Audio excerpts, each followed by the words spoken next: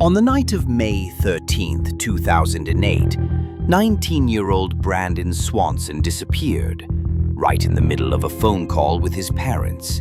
He hasn't been seen or heard from since. Brandon had just finished his first year at Minnesota West Community and Technical College in Canby. That night, he attended a small celebration with friends to mark the end of the semester. According to those who were there, Brandon had a couple of drinks, but nothing that raised concern. He was described as completely coherent when he left the gathering around 11:30 p.m., heading home to Marshall, a town about 30 minutes away. But sometime after midnight, Brandon's car veered off the road and into a ditch on a gravel road. He wasn't injured, but his car was stuck. At 12:30 a.m., Brandon called his parents for help. He believed he was near the small town of Lind and asked them to come pick him up.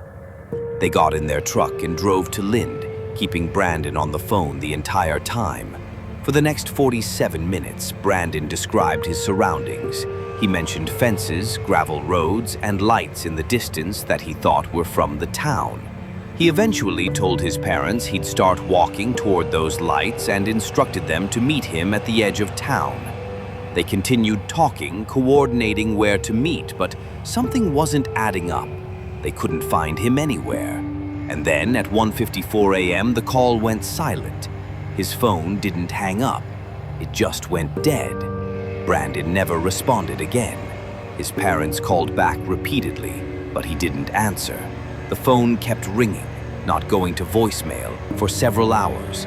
In fact, Brandon's phone continued to ring for nearly 2 full days, suggesting it was either still on or still intact.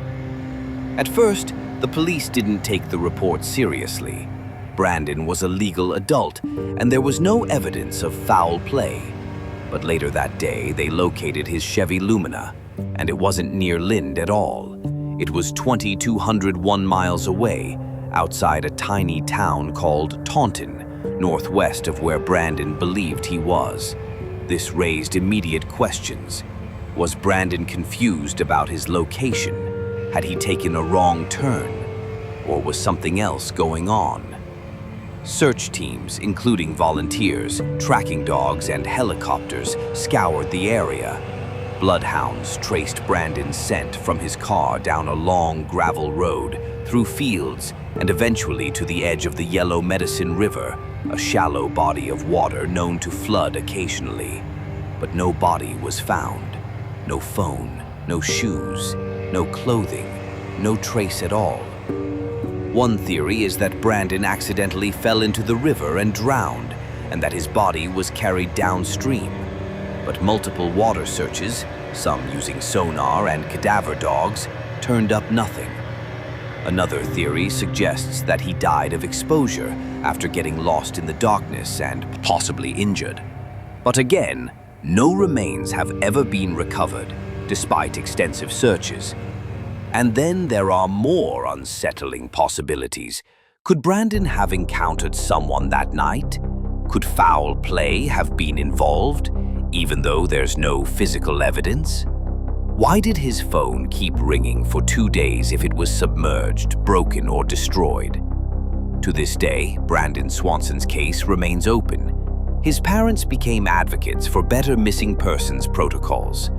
In 2009, Minnesota passed Brandon's Law, which requires law enforcement to file a missing persons report immediately, regardless of age, if the individual's safety is in question. Brandon was 19 years old. He was responsible, smart, and close with his family. He wasn't known to run away, and he had plans for the future. He simply disappeared. How does someone vanish while talking to their parents on the phone? No witnesses, no signs of a struggle, no answers. Just one frightened voice in the dark and silence. If you know anything about the disappearance of Brandon Swanson, contact the Lyon County Sheriff's Office. In the silence that followed his final words, a mystery was born, one that still haunts the empty roads of rural Minnesota.